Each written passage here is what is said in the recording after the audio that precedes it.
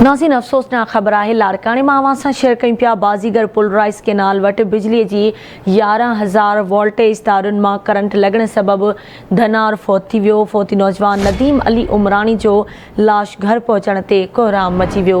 अफ़सोसनाक वाक़ियो पेश आयो आहे। लाड़काने में बाज़ीगर पुल राइस केनाल वटि बिजली जे 11,000 वोल्टेज तारुनि मां करंट लॻण सबबि धनार फौत थी वियो। तफ़सील मालूम कंदासीं। लाड़काने में आवाज़ जो रिपोर्टर रशीद समोसा सां लाइन ते मौजूद है। रशीद, कहिड़ा तफ़सील आहिनि इन अफ़सोसनाक वाक़े के हवाले से?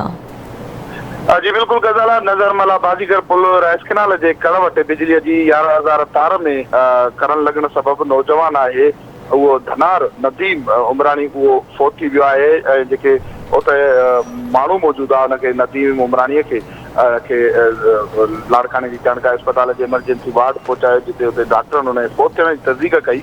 इन ही हवाले से उनजा जेके वारस आहिनि उन्हनि सां असांजी ॻाल्हि ॿोल थी आहे त उन्हनि जो चवणु आहे त नौजवान मेहूं चाढ़ण वियो हो, जितां 11,000 करंट लॻो आहे, जंहिंजे नतीजे में जेकी मेह आहे उहा बि मरी वई आहे ऐं जेको नौजवान आहे उहो बि फौत थी वियो आहे। नौजवान जो लाश वारसनि लाड़काने जानकारी अस्पताल जे इमरजेंसी वार्ड खां घर खणी विया आहिनि ऐं घर में नौजवान जो लाश पहुचण ते कोहराम मची वियो आहे।